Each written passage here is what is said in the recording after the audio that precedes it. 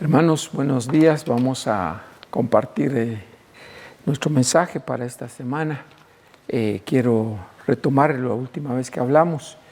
Pensamos sobre el fin, y les quise poner una alerta acerca de no abatirse, no entrar en gran preocupación a causa de los tiempos finales, pues hay muchas señales que están pendientes de cumplirse, por lo tanto no podemos pensar en la venida del Señor, aunque la palabra de Dios nos enseña a que debemos vivir como que el Señor viniese mañana, ¿verdad? En cuanto a nuestra entrega, en cuanto a nuestra búsqueda, en cuanto a nuestra consagración, debemos pensar como que el Señor viniese mañana, porque de alguna manera la consagración y la entrega, la búsqueda son determinantes para la venida del Señor, pues eso nos da la cercanía y el nivel que debemos de tener.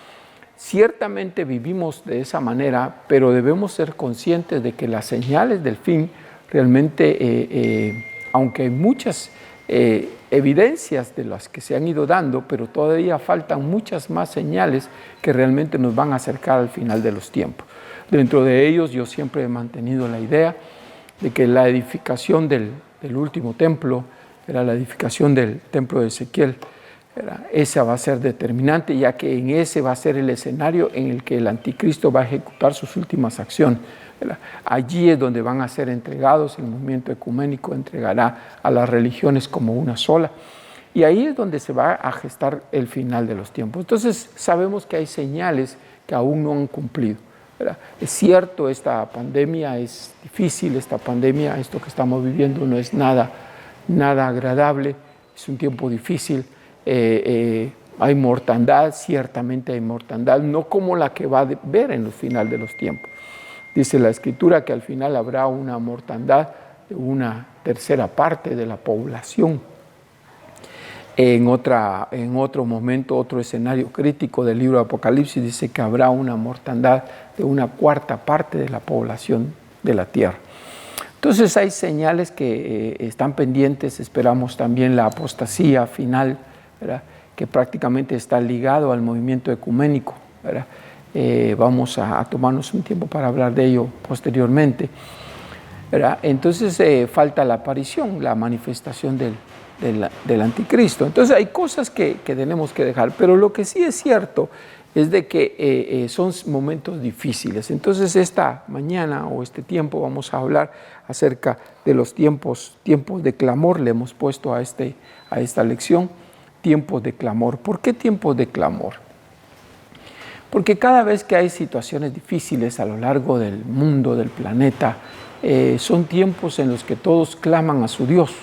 Quiero leerle una porción para darle forma y tomar una base para este inicio. Dice la Escritura en el libro de Jonás, hay una experiencia de Jonás en la barca, usted se recordará, es una historia muy conocida. Jonás va huyendo del Señor y sube una barca camino a Tarsis. El libro de Jonás es cortito, lo puede usted leer para refrescar sus ideas, lo puede leer aprovechando la lección. Dice en el capítulo 1, en el versículo 5, está el punto que me interesa. Dice ahí, y los marineros, tuvieron miedo y cada uno, oiga esto, cada uno, clamaba a su Dios. Y echaron al mar, los enseres que habían, hicieron todo lo que como buenos marinos podían hacer para aligerar la barca y que no se fuese a destruir todo. Pero el punto central de esto es que cada uno, clamaba a su Dios. Por eso le hemos puesto tiempos de clamor, porque ciertamente es un tiempo difícil el que estamos viviendo. La pandemia no es nada agradable ni nada gracioso, ¿verdad? Es un tiempo difícil, pero es un tiempo en el que el clamor sube, cada uno a su Dios, así como pasaba acá. Aquí en estos navegantes habían de diversos pensamientos religiosos y cada uno, por supuesto, lo hizo a su manera, que es, a mi manera de ver, prácticamente lo que se está viviendo hoy, ¿verdad? Todo el mundo está afectado por esta pandemia, de tal manera que todo el mundo está elevando un clamor a Dios. El asunto es que el pensamiento de Dios es un pensamiento muy genérico, ¿verdad? Acuérdese usted que aún nuestros antiguos, ¿verdad? Los mayas, nuestros antiguos hermanos, ellos tenían sus creencias acerca de su Dios. Ellos creían que el sol era un Dios. Ellos creían, tenían muchos dioses. De alguna manera también en la Escritura encontramos a los atenienses con muchos dioses, ¿verdad? Con muchos dioses. Pablo, caminando por ese lugar, se encuentra un día en el lugar donde estaban los dioses, todos con su imagen, todos con la forma que les habían dado los hombres, pero había un altar que no había ninguno. Y Pablo aprovechó ese faltante para decirles que era de quien él les iba a hablar. Entonces hay muchos dioses. De hecho, la Escritura dice en el libro de Corintios, capítulo 8, si quiere lo leemos para sumarlo a lo que ya hemos leído de Jonás, ¿verdad? Pero en el libro en 1 Corintios, capítulo número 8, versículo 4 en adelante, dice así. Dice, acerca pues de las viandas que se sacrifican a los ídolos, sabemos que el ídolo nada es en el mundo. Dice, muy bien, pero me interesa el versículo 5. Dice, porque aunque hayan algunos que se llamen dioses, ¿verdad? Ya sea en el cielo o en la tierra, dice, porque ciertamente la humanidad tiene muchos dioses y muchos señores. Dice. Y luego el versículo 6 hace la aclaración, para nosotros, los creyentes, los que hemos creído en Jesucristo, los que nos hemos acercado, para nosotros, dice, sin embargo, sabemos que solo hay un Dios, el Padre, del cual proceden todas las cosas y nosotros somos para Él. Y un solo Señor, el Señor Jesucristo, por medio del cual son todas las cosas y nosotros por medio de Él. Entonces, este verso es realmente importante porque aclara que aunque para el mundo existen muchos dioses, que aunque para el mundo existen muchos señores, de hecho cada religión identifica a Dios, identifica a quien lo representa en la tierra, ¿verdad? De hecho, usted sabe, por ejemplo, Alá es Dios, ¿verdad? Mahoma es su profeta. Cuando le vemos de otros personajes, ¿verdad? También igual tienen a su Dios y a sus profetas, ¿verdad? A sus representantes. Pero nosotros no, nosotros sabemos que el Padre es el único Dios, el Dios verdadero. Y Jesucristo, el Hijo al cual Él envió para redención nuestra. Entonces, de ahí no nos perdemos, sabemos que esa es una verdad, la verdad escritural. Entonces, es interesante cómo en la historia de Jonás, en ese momento de clamor, en el momento en el que tenían que clamar a Dios, ¿verdad? Cada uno lo hizo bien, cada uno lo hizo a su respectivo Dios y de la manera que le habían enseñado. De hecho, la Escritura nos enseña a nosotros que nuestra manera de clamar al Padre es a través de Jesucristo y de nadie más. Dice la Escritura, dice, ¿verdad? Por medio de Él es que clamamos. Nadie llega al Padre si no es por el Hijo. Entonces, nuestro clamor siempre va a ser. De hecho, la Escritura dice que todo lo que pidamos debe ser en el nombre del Señor Jesucristo. Entonces, entendemos que a través de Él, que ese es el camino, la ruta. Por eso nosotros claramente la Escritura nos define en el verso que leímos. Para nosotros realmente sabemos que solo hay un Dios. Dios es Padre verdadero, ¿verdad? Y Jesucristo al cual Él envió. Y ese es el único Señor que nosotros reconocemos. No hay más. Ahora, el tiempo que estamos viviendo es tiempo en el que, así como en la época de Jonás, ¿verdad? Cada uno buscaba la solución del conflicto a través de su religión o a través de su credo, ¿verdad? Acerca de Dios. Cada uno lo hacía de esa manera. Y entendemos que así va a pasar. Lo mismo sucedió cuando Pablo, en el capítulo 27 del libro de los Hechos, dice que iba en una barca y la barca empezó a tener problemas. Igual todos los que iban en la barca procuraron el bienestar a través de su pensamiento religioso, a través de su pensamiento acerca de Dios.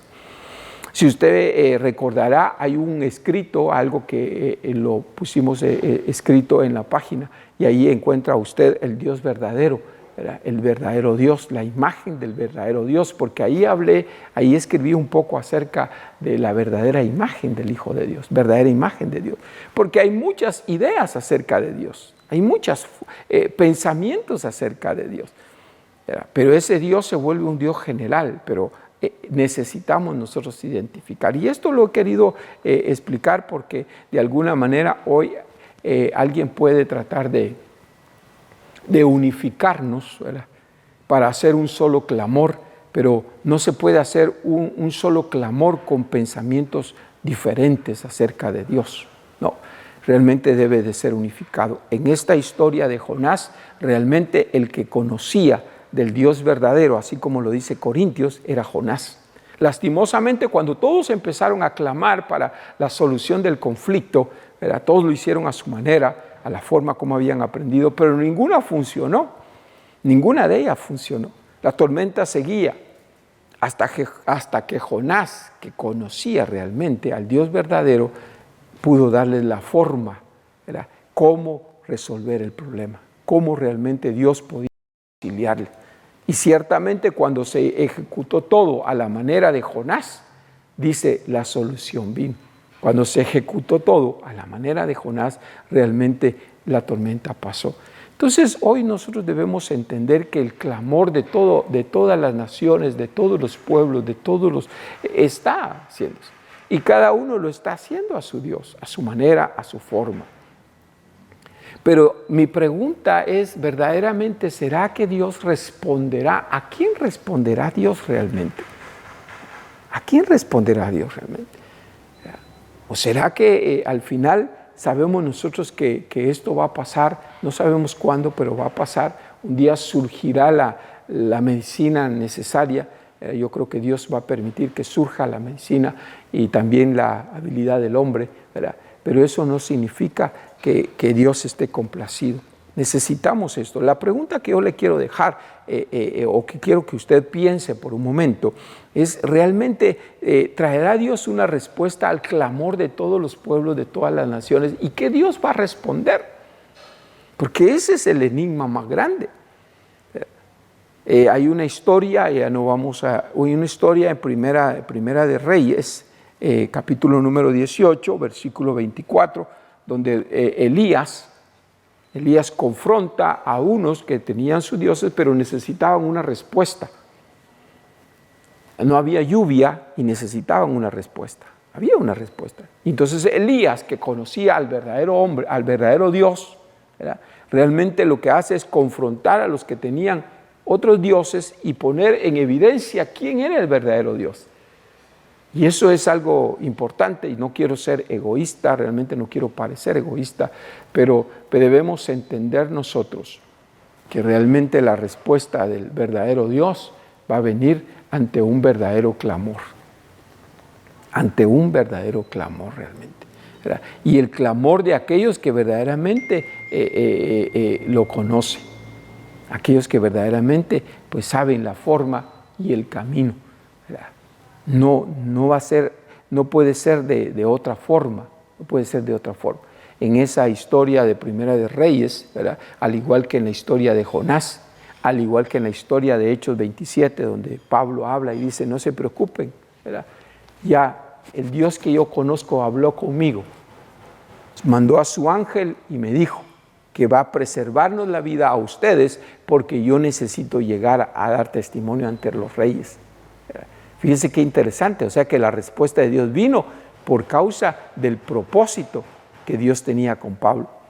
Yo creo que si la iglesia cristiana evangélica, aquel que ha conocido al verdadero Dios y aquel que tiene por Señor de su vida al único y verdadero Señor que existe, que es el Señor Jesucristo, y ningún otro puede ser Señor, solo el Señor Jesucristo. Cuando hablo de ser Señor, hablo de aquel a quien las personas le dan derechos sobre su vida. A eso me refiero. Entonces, aquellos clamores que no van al verdadero Señor, al Señor verdadero, que es Jesucristo, realmente yo creo que no va a haber mucho eco en ello. Pero usted y yo que hemos conocido, debemos clamar al Señor para que así como en la historia de Hechos capítulo 27, el Señor obró, dice, para preservar a Pablo por el propósito que tenía con Pablo, dice, guardó. Yo creo que el clamor hoy de la iglesia cristiana evangélica, ¿verdad?, es importante. Es muy importante que hoy hagamos un clamor para que esto pase. Y yo sé que el Señor, por amor a nosotros, lo va a hacer. No porque seamos perfectos, sino porque realmente nos hemos enmarcado en lo que relata Primera de Corintios, ¿verdad? Para nosotros sabemos que solo existe un Dios, el Padre, y un solo Señor, Jesucristo, por medio del cual hemos sido redimidos y estamos de pie. Vamos a continuar hablando cosas acerca de esto, ¿verdad? Piense, y yo creo que Dios va a responder a nuestro clamor y en algún momento además de guardarnos en medio de esta tormenta, nos va a guardar, nos va a sacar a flote, vamos a emerger al final de esta pandemia, vamos a estar bien. Vamos a orar, acompáñeme a orar. Padre, en el nombre de Jesús, te doy gracias en esta hora. Gracias, Dios amado, porque nos permites trasladar tu palabra a través de este medio, Señor. Gracias, Dios. Te ruego, Señor, que libre los corazones, quita todo temor en los corazones. Permítenos, oh Dios, mantener nuestro clamor a ti, Señor, para que esta tormenta pase, oh Dios amado, y que al mismo tiempo podamos enseñar a otros la ruta para que el clamor sea efectivo delante del Dios verdadero, el único verdadero Dios y su único Señor, que es el Señor Jesucristo. Amén.